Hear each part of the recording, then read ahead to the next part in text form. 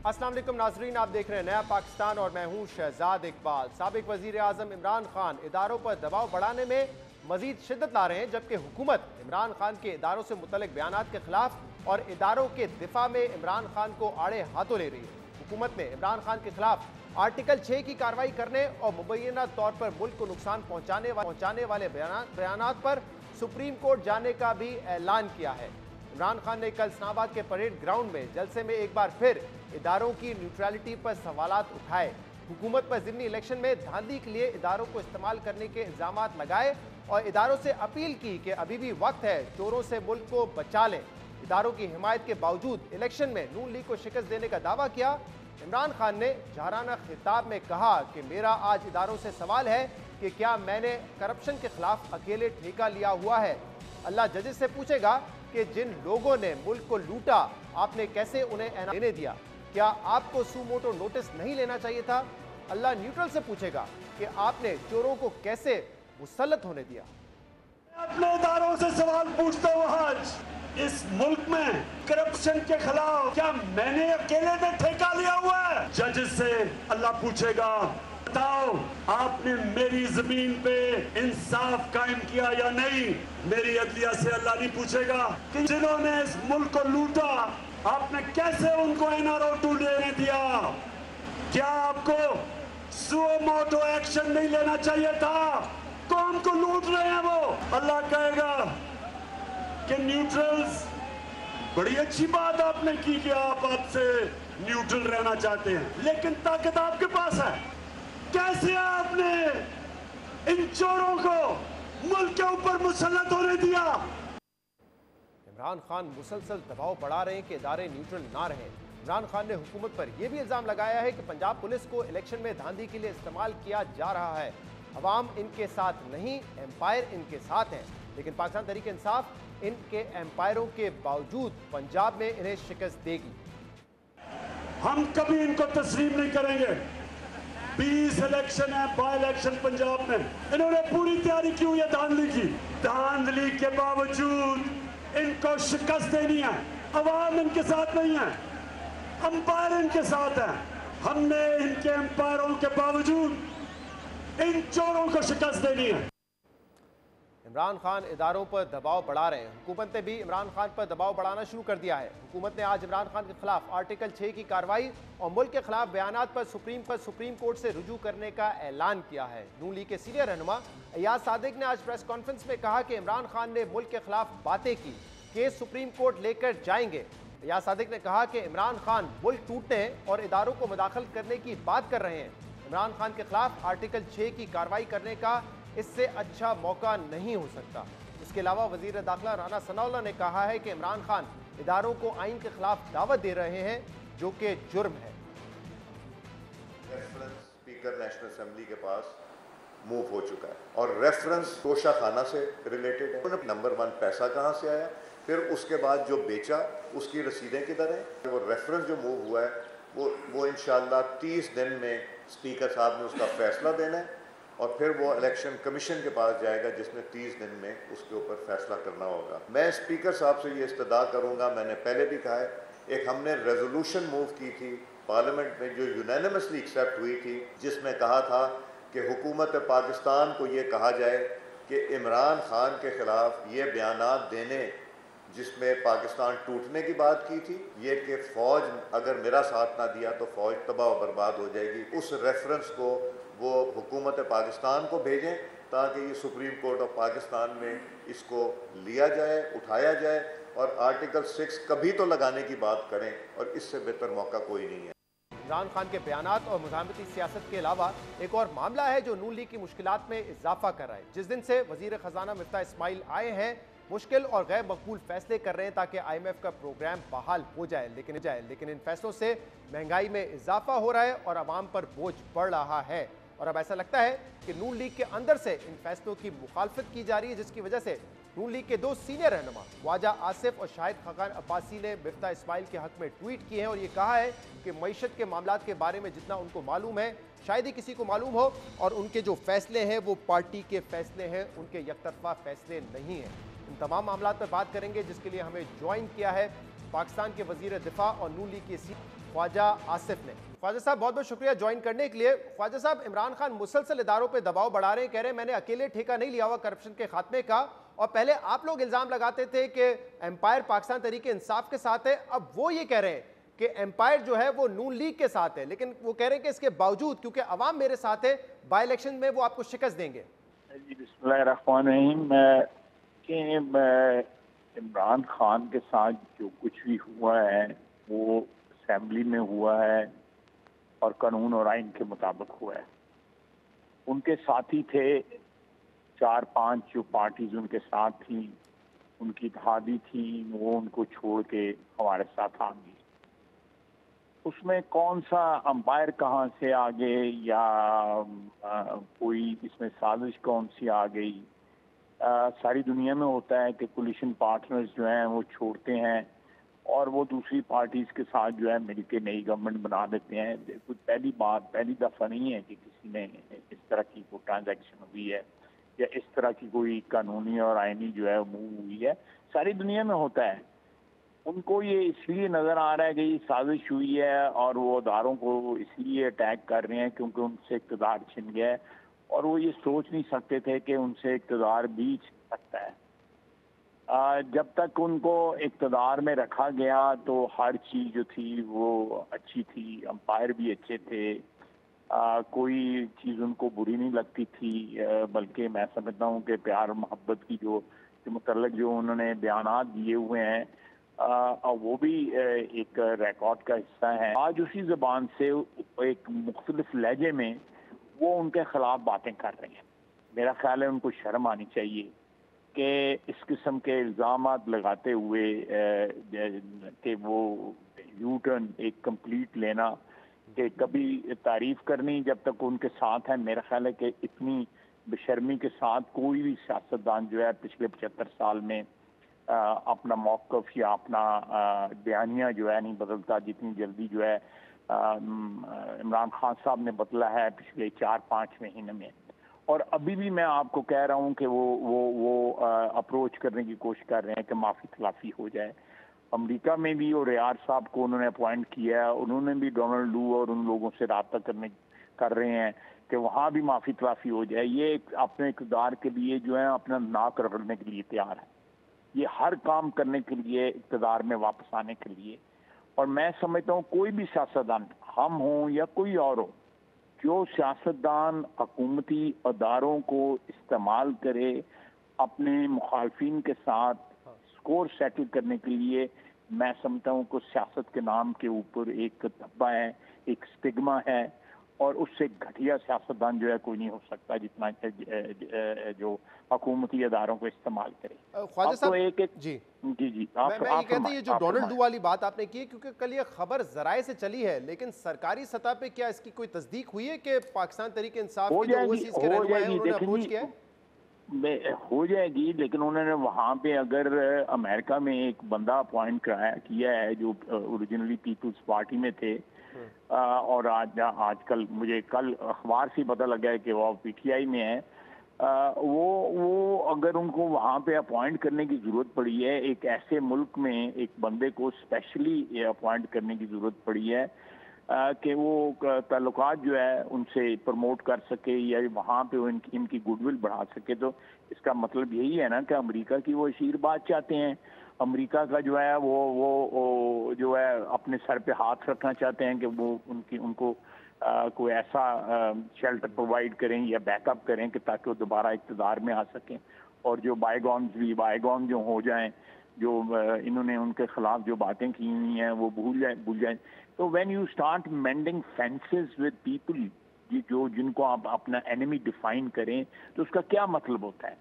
वहाँ पे अगर मेरी खुदा न खास्ता आपसे तल्लुकात ख़राब हों तो मैं किसी बंदे की ड्यूटी लगा दूं कि भाई आप शहजाद साहब के साथ ज़रा काम करें, मेरे तल्लुकात बेहतर हो जाएं, तो उसका क्या मतलब होगा? मुझे क्या ज़रूरत है किसी स्पेशली किसी बंदे को अपॉइंट करने की? तो ख्वाजा साहब, आप जो कह रहे हैं इमरान खान बार बार अपने बयानिए को तब्दील कर रहे हैं, क्या इसकी वजह यह है कि जो हिकमत अमली पहले नून लीग की थी अब वो तहरीक इंसाफ की है?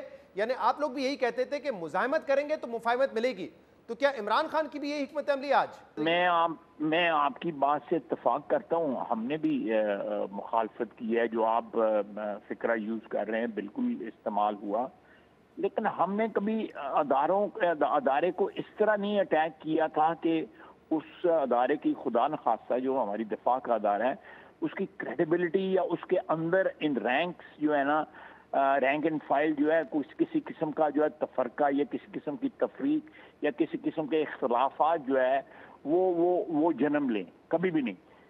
जो पाकिस्तान की अफवाज जो हैं उनकी यूनिटी जो है वो हमारी एग्जिस्टेंस के लिए, हमारी दफा के लिए एक बहुत बड़ा एलिमेंट है। उसके बगैर जो है हमारा दफा जो है कमज़ोर हो जाएगा। मुझे इख्तलाफ हो सकता है, मुझे जनरल ज़िया से इख्तलाफ हो सकता है, मुझे जनरल मुशर्रफ से इख्तलाफ हो सकता है, मुझे अयूब खान से हो सकता है, फिल्मा याया खान से हो सकता है, या वो ऐसे लोग जो जिन्होंने इंटरवेंशन की मुख्तलिफ औकात में उनसे इख्तलाफ होता है। लेकिन मुझे फौज के अदारे से या दफाई अदारे से कोई इख्तलाफ नहीं है। सैकड़ों हजार, 11,000 शहीद हुए हैं हमारे इस जंग में हमारी अफवाज के, जिनमें से 5,000 तो सिर्फ ये पेशावर वाली कोर के शहीद हुए हैं। If we start doing that तो हमें उन शहादतों, उन कुर्बानियों की जो है वो खुदा न खास्ता उनको बिलिटल कर रहे हैं। ये बात टॉलरेबल नहीं है। आपको अफराद से जो है जो हो सकता है, जो जिस तरह मैंने आपको मिसाल दी है, लेकिन इस केस में जो है, इस केस में मैं कम से कम पूरी अथॉरिटी के साथ कह सकता हूँ कि कोई इंटरफेरेंस नहीं हुई। ये जो कुछ हुआ है पिछले 3-4 महीने में, किसी किस्म की इंटरफेरेंस नहीं हुई। ये इनकी अपनी इनकॉम्पिटेंस है, इनकी अपनी हैंडलिंग है अपने अलाइज की, जिसकी वजह से इनके अलाइज जो है नाराज हुए। वो आज से नहीं, जो कितने कई माह से हमारे साथ राब्ते में थे, आहिस्ता आहिस्ता दिल बर्दाश्ता होते गए, वो हमारी तरफ शिफ्ट करते रहे।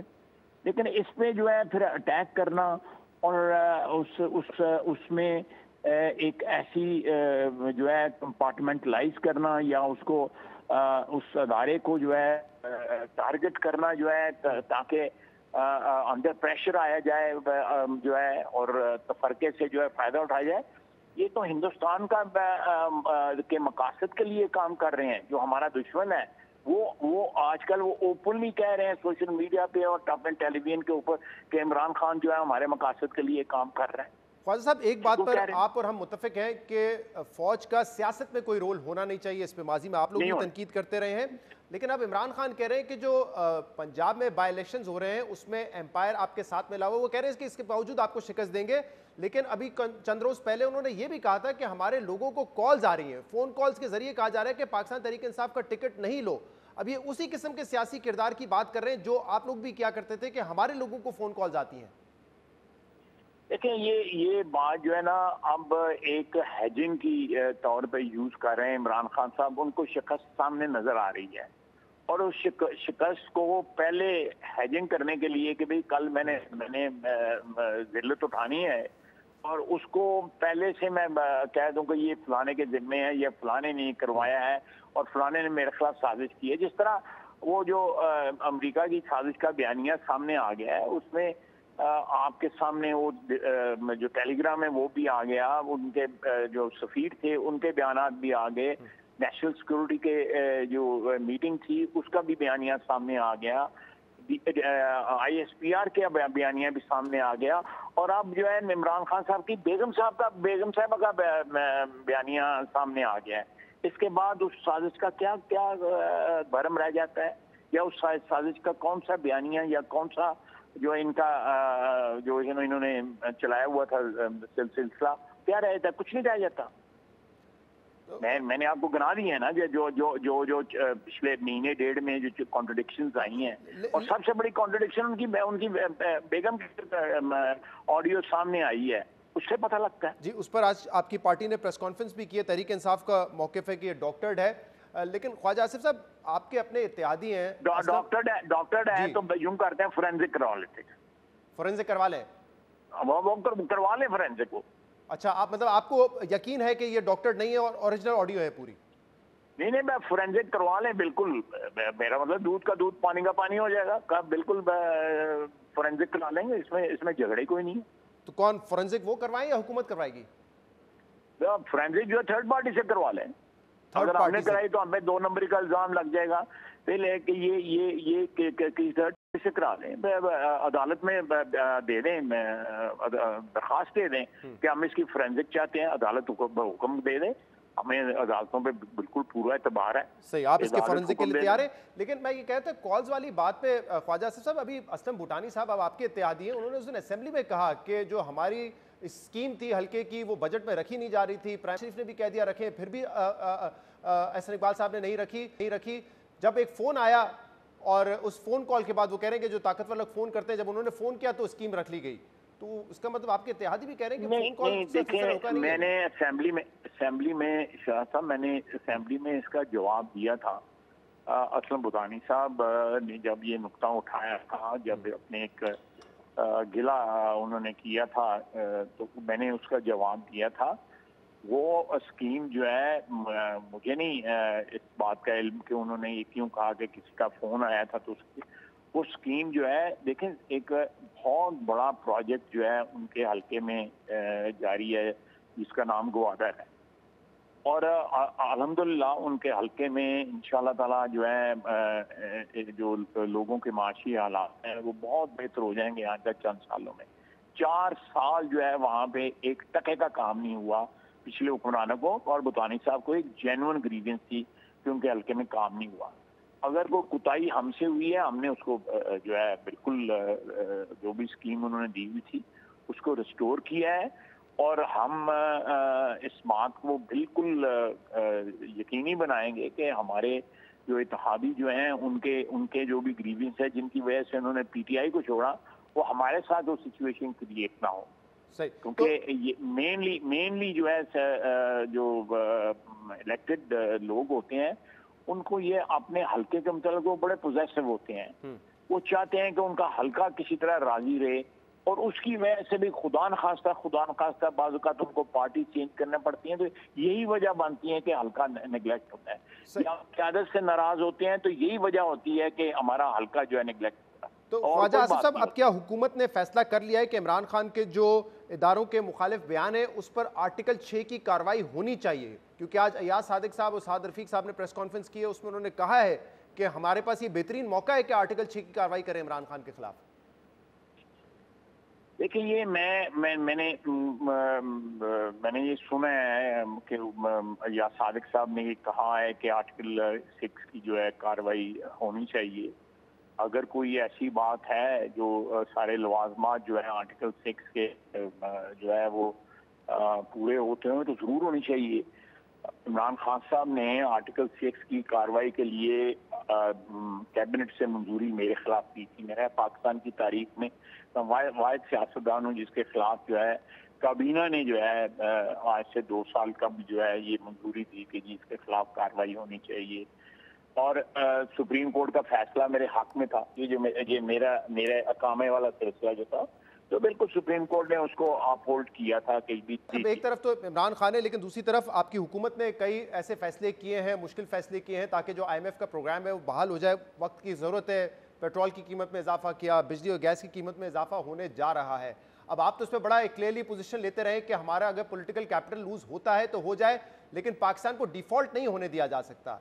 लेकिन क्या आपकी पार्टी में ऐसे लोग हैं जो समझते हैं कि इस वक्त जो फैसले किए गए हैं वो गलत फैसले हैं, उससे पार्टी को बहुत ज़्यादा नुकसान होगा? क्योंकि आपने मिफ्ता इस्माइल साहब के हक में कल एक ट्वीट किया है, और आपने नहीं, अब्बासी साहब ने भी किया है, और आपने कहा है कि इमेंस क्रिटिसिज्म हो रहा है उन पर वेस्टेड इंटरेस्ट की तरफ से, और बदकिस्मती से पाकिस्तान मुस्लिम लीग नून के अंदर से भी क्रिटिसिज्म हो रहा है। तो क्या तमाम लोग खुश नहीं है मिफ्ता इस्माइल साहब के फैसलों से?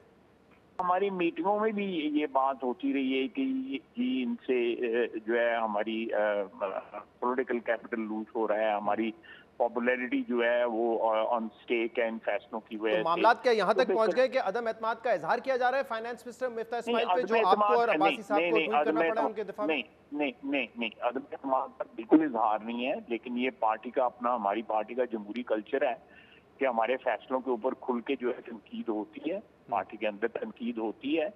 और मैं समझता हूँ कि एक जमहूरी पार्टी जो एक जमहूरियत का दावा करती है, उनको ऐसे जो क्रिटिसिज्म है उसको वेलकम करना चाहिए।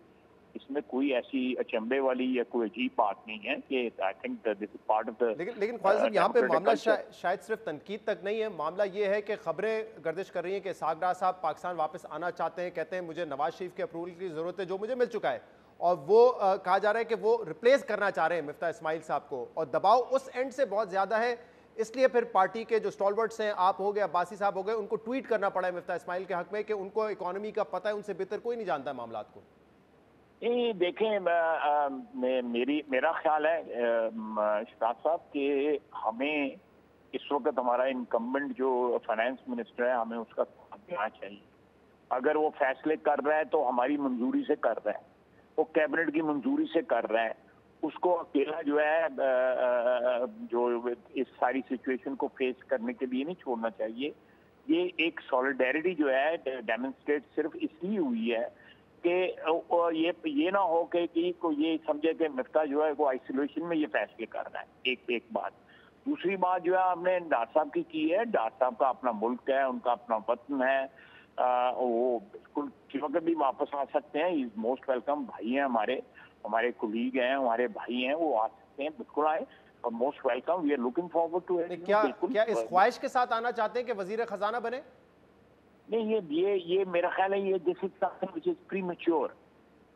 मैं फिर जो है रीइटरेट करूंगा कि मिफ्ता ने जो फैसले किए हैं वो पार्टी के फैसले थे। इसके लिए हम जो है वो मुशावरत और लीडरशिप से जो है वो लेने के लिए, एक क्यू लेने के लिए या उनसे एक सिमत का तयन करने के लिए हम सारे लोग जो है 6-7 लोग जो है, जिनमें मिफ्ता भी शामिल था, इंग्लैंड गए। आपको याद होगा, मेरा ख्याल है ये मई का एंड था जिसमें हम इंग्लैंड गए या अप्रैल का एंड था। बता दें तो इस वक्त ख्वाजा साहब के क्यास क्या हो रहा है? क्यास ये हो रहा है कि मिफ्ता इस्माइल साहब का कद ऑब्वियसली डार साहब जितना नहीं है, नून लीग में वो बाद में आए हैं, लेकिन वर्क है, यानी कि जो मुश्किल फैसले वो मिफ्ता इस्माइल साहब से करवा लिए जाएंगे, फिर उनको स्केपगोट बना दिया जाएगा और डार साहब को वजीर खजाना लगा दिया जाएगा। ये क्यास हो रहा है इस वक्त? देखिए, मैं तो जो बात कर रहा हूँ, मैंने तो बड़ी हतमी बात की है शहजाद साहब। आप जो बात कर रहे हैं वो स्पेकुलेशन की बात कर रहे हैं, मैंने हतमी बात की है कि हम मिफ्ता की जो परफॉर्मेंस है पिछले 3 महीने की, जो फैसले उन्होंने किए हैं, पूरी कबीना ने फैसले एंडोर्स किए हुए हैं और हम कबीना वाले उन फैसलों को ओन करते हैं। ये मिफ्ता के फैसले नहीं है, ये कबीना के फैसले हैं। ठीक है, ये हमारी हुकूमत के फैसले हैं, हम उनको ओन करते हैं। तो मैंने जो ट्वीट किया है वो इस बात को क्लैरिटी दे रही है कि अगर उसके लिए जिम्मेदारी जो है मिफ्ता पे डाली जा रही है तो ये बात सही नहीं है। ये पूरी कबीना का और पूरी हुकूमत का फैसला है। बहुत बहुत शुक्रिया ख्वाजा आसिफ साहब हमारे साथ प्रोग्राम में। ब्रेक शामिल करेंगे, इसके बाद मजीद बात करेंगे, हमारे साथ रहिए।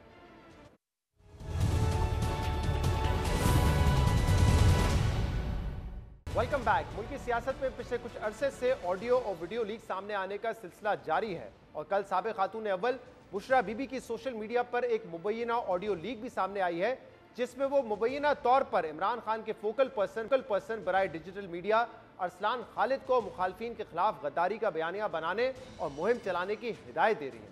साबिक़ खातून अव्वल के मुबैना ऑडियो लीक पर रहनुमा मुस्लिम लीग नून मलिक अहमद खान और अताउल्लाह तारर ने आज रद्द-ए-अमल देते हुए कहा है, ये तो कहते थे कि बुशरा बीबी सियासत में नहीं है और वो एक घरेलू खातून है, लेकिन ऑडियो लीक सुने तो पता चलता है कि वो किस हद तक घरेलू खातून है। मगर पाकिस्तान तहरीक इंसाफ के रहनुमा शहबाज गिल ने इस ऑडियो लीक की तरदीद की है और क्या कहा है, सुनिए।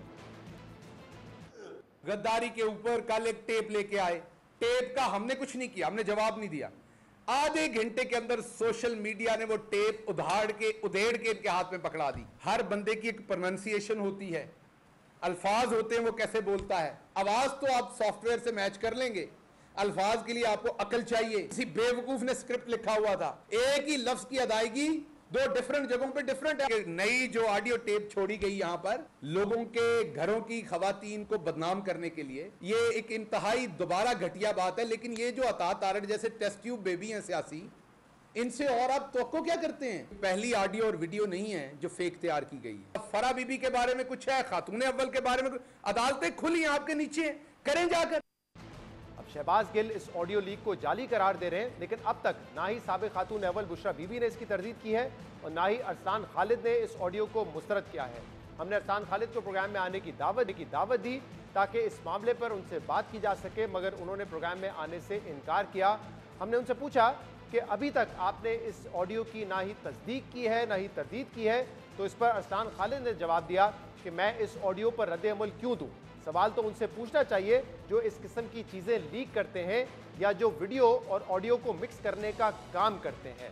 इसके अलावा आज नून लीग की रहनुमाओं ने साबिक खातून अव्वल की दोस्त फराह खान पर भी करप्शन के इल्ज़ाम लगाए। एक और इल्ज़ाम लगाते हुए उन्होंने कहा है कि फराह गोगी ने 10 एकड़ का इंडस्ट्रियल प्लॉट जिसकी मालियत तकरीबन 60 करोड़ रुपए है, वो प्लॉट उन्होंने 8 करोड़ 30 लाख में अपने नाम करवा लिया है।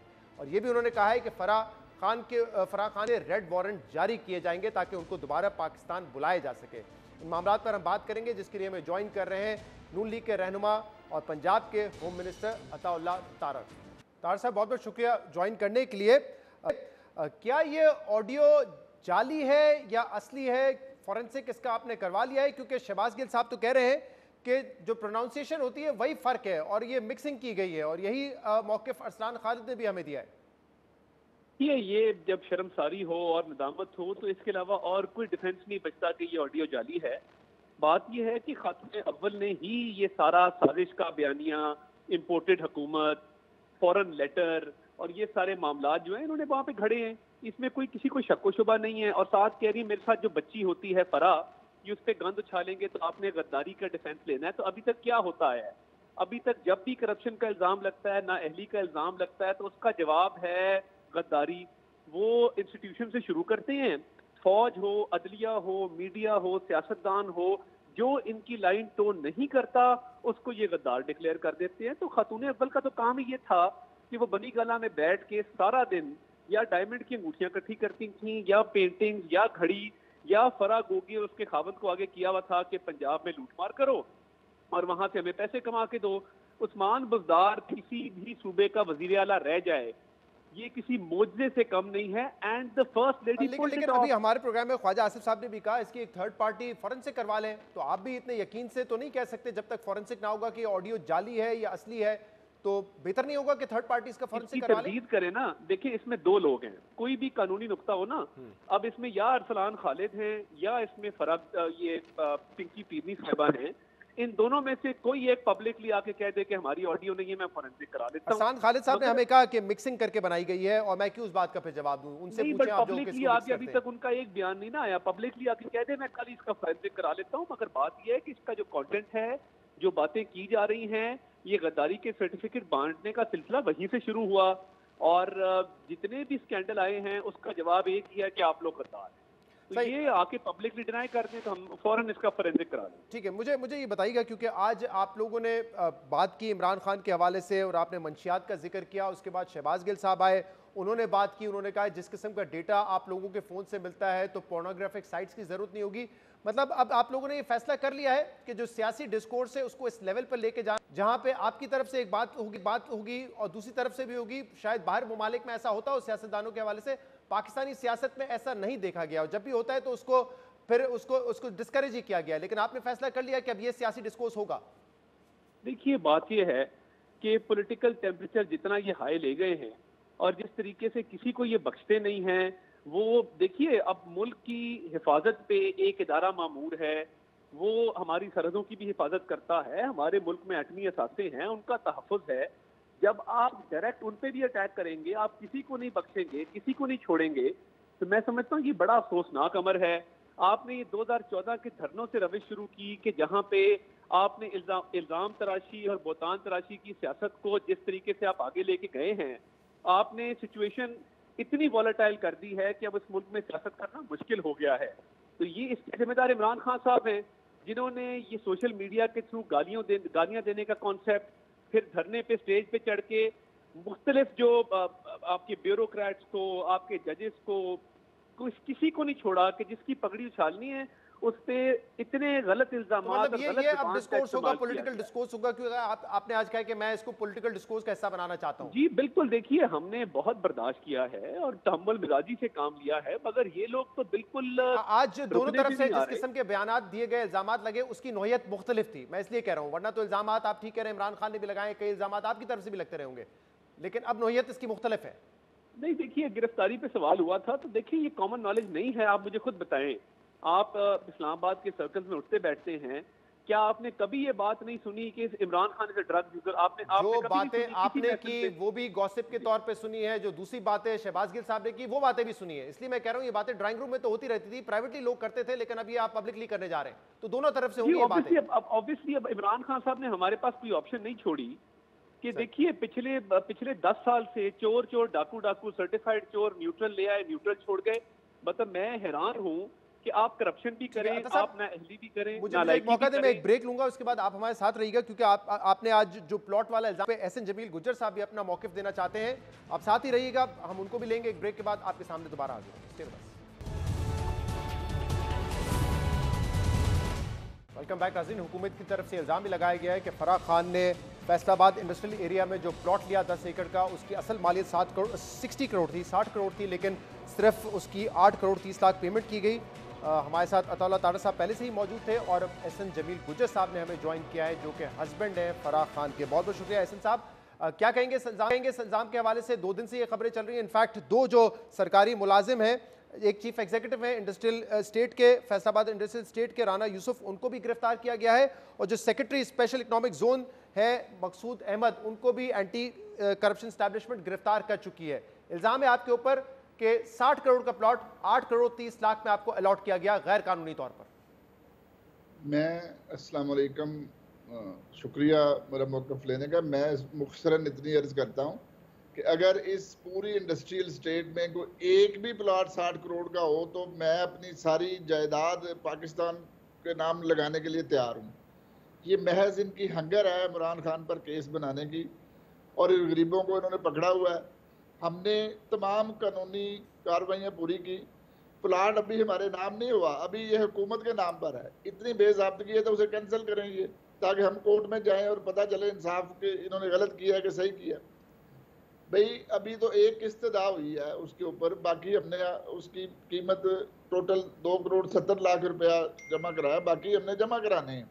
प्लॉट इनके नाम है, इंडस्ट्रियल स्टेट के नाम है, वो तब हमारे नाम होता है जब प्रोजेक्ट मुकम्मल हो जाए, फिर वो उसकी रजिस्ट्री हमारे नाम। अभी आपने 8 करोड़ 30 लाख में से 2 करोड़ 70 लाख जी, बाकी इसकी किस्तें होती हैं और टाइम होता है, आप उसके ऊपर प्रोजेक्ट बनाते हैं। ये इंडस्ट्रियल प्लॉट है, हमको उठा के साथ थोड़ी ले आप कह रहे हैं कि इस प्लॉट की मालियत 60 करोड़ नहीं है? नहीं है, इस प्लॉट की मालियत हुकूमत की मुकर्रर शुदा शेड्यूल है, उसके मुताबिक है हर प्लॉट की वैल्यू, और हमने इसमें से 1 रुपए की भी किसी ने हमें फेवर नहीं दी। और कहा जा रहा था कि इस कंपनी जो एक्वायर करेगी उसकी 2 बिलियन की कम से कम वर्थ होनी चाहिए, लेकिन आपने फेक गारंटी जमा कराई है 2 अरब रुपए की। सबकी ये खुद तो छोड़ डाल रहे हैं कि इतने अरब हमारे पास हैं, अब ये कह रहे हैं कि हमारे सर्टिफिकेट फेक है। किसी किस्म की हमारी कंपनी में कोई फ्लॉ हो, SCCP से रजिस्टर्ड कंपनी है वो, या हमने किसी किस्म की बेज़ाब्तगी की हो, ये इन गरीबों को इन्हें गिरफ्तार किए हुए 1 हफ्ता हो गया और उनसे ज़बरदस्ती तरह तरह के बयान लेने की कोशिश कर रहे हैं। इसने कितने इल्ज़ाम लगाए हैं, और अब ये आ गया एक हमारे कारोबार के अंदर घुस के, और जो लीगल काम हो रहे हैं उनको भी। तो एहसन साहब, अब आप इनका पाकिस्तान आके जवाब देंगे, क्योंकि चंद माह पहले आपने कहा था कि मैं भी पाकिस्तान वापस आऊंगा, फराह खान भी आएंगी, तमाम मुकदमात का सामना करेंगे, अब तक आप नहीं आए हैं। तो इन केसेस के हवाले से तो आज अताउल्लाह तारड़ साहब ने कहा है कि आपको रेड वारंट के जरिए फराह खान को पाकिस्तान बुलाया जाएगा, तो खुद आएंगे या रेड वारंट के जरिए आएंगे? भाई रेड वारंट को रफीक तारड़ साहब ने थोड़ी इशू करना है, पहले कोई मुकदमा तो बना ले हमारे खिलाफ। अभी तक मुकदमा तो कोई बना नहीं इनसे, कोई किसी जगह पे कोई बताएं इन्होंने कहा हमारे खिलाफ मुकदमा बनाया जो हम आके पेश हों। ये सब महज प्रोपेगेंडा है, और टीवी के ऊपर इन्होंने हमारी लगाई हुई है, तवा लगाया हुआ है, और दैट्स इट, नथिंग मोर। सही है। अताउल्लाह तारड़ साहब हमारे साथ मौजूद है, वो कह रहे हैं अता साहब के प्रोपेगेंडा है, पहले मुकदमा बनाए फिर रेड वारंट की बात करें। देखिए जो FIR दर्ज की गई है उसमें मौसूफ का नाम, इनकी अहलिया का नाम और इनकी सास साहिबा का नाम मौजूद है। मुकदमा इन पे दर्ज कर लिया गया है और शामिल तफ्तीश हूँ। मैं तो इनको दावत देता हूँ कल ही आ जाएं, और आके शामिल आप तफ्तीश हो FIR कि की जिस नकल फर्जी चले मैं आपकी बारी में ना अभी नकल मैं शिराज साहब को भेज रहा हूँ, इसको आप अभी ऑन एयर भी दिखा दें कि FIR के अंदर आप तीनों का नाम मौजूद है। और बात ये है कि जब आपने ये बैंक गारंटी दी है कि मेरी बीवी की कंपनी की इतनी वर्थ नहीं है तो बाकी पैसे मैं दूंगा, तो उस बैंक गारंटी की क्या हैसियत है? और क्या फिडमिक वालों ने हुकूमत पंजाब के प्रेशर में आके आपको out of the way favour करते हुए ये अलॉटमेंट नहीं की? तो शामिल तफ्तीशों बाहर क्यों बैठे हैं? आए और इन सारी बातों का आके जवाब में पता लग जाएगा कि वहां पे जो 1 एकड़ है उसकी आज की तारीख में। और देखिए ये अब कह रहे हैं कि हमने सिर्फ 2 करोड़ जमा कराया है, तो आज उस प्लॉट की जो मालियत है वो कई गुना बढ़ गई हुई है। ये उतनी नहीं है कि जब इन्होंने लिया। नहीं अता साहब, आज वैल्यू बढ़ी है या जिस वक्त इन्होंने बुक करवाया, इनिशियल पेमेंट करी, उस वक्त भी वैल्यू बढ़ी हुई थी? तब भी इन्होंने कम पैसे दिए थे, अब तो उसकी वैल्यू कई गुना बढ़ गई है। तो बात ये है कि आपकी कंपनी एलिजिबल ना हो और इस काबिल ना हो कि उसको ये प्लॉट अलॉट हो सके, और आप 10 एकड़ का प्लॉट और ये जानते बूझते हुए मुझे आपकी ठीक है अता साहब, एक मौका दीजिएगा। अब मुझे बताइएगा एहसन साहब वापस कब आएंगे, क्योंकि पहले भी आप कह चुके हैं कि मुकदमा जितने भी है आकर फेस करेंगे, लेकिन आप दोनों आ नहीं रहे पाकिस्तान। इन्होंने फरमाया है कि FIR की नकल आपको भेज रहे हैं, वो ले लें, हम देख लेते हैं क्या मुकदमा बनाया है और किस तरह मेरा नाम FIR में इस केस में या इस मामले में ये शामिल कर सकते हैं, ये सारा कुछ बताएं। सर, हुकूमत खत्म होने से पहले इमरान खान की आप दोनों का मुल्क से बाहर चले जाना सवालिया निशान पैदा कर रहा है। बार बार आप कह रहे हैं कि मुल्क आएंगे, वापस नहीं आ रहे। हम बाबा प्राइवेट शहरी, हमारा सवालिया निशान पैदा हो रहा है। इनके तो तमाम आका जो है बाहर बैठे हुए हैं यार, सजा याफ्ता होके। हमें तो कोई सजा नहीं है। हम फेस करेंगे और फेस कर रहे हैं और फेस करने के लिए तैयार हैं। ठीक है, तो अता साहब इंसाफ की बात होगी कि रेड वारंट अगर जारी कर रहे हैं, अता साहब रेड वारंट अगर जारी कर रहे हैं तो एक साथ फिर सुलेमान शहबाज की भी कर दीजिए, वो भी आ जाएंगे, उनका जो ट्रायल चल रहा था वो तकरीबन कंक्लूजन के करीब है, वो भी आ जाएंगे, वो इतना इशू नहीं है। प्रॉब्लम ये है कि यहाँ तो ट्रायल ही शुरू नहीं ना हो रहा, उसमें 10 मुल्जिम थे, 9 शरीक हो गए, 1 बाहर है। सही नहीं, ट्रायल पे तो ये आप इसको कंपेयर नहीं कर सकते। और मैंने आपको FIR की कॉपी शिराज साहब भेज दी है। बहुत बहुत शुक्रिया, वो मैं चैनल पे चलवा देता हूँ। बहुत बहुत शुक्रिया आप दोनों का करने के लिए। नाज़रीन, आज के शो पे इतना ही, शो से इजाजत दीजिए, अल्लाह हाफ़िज़।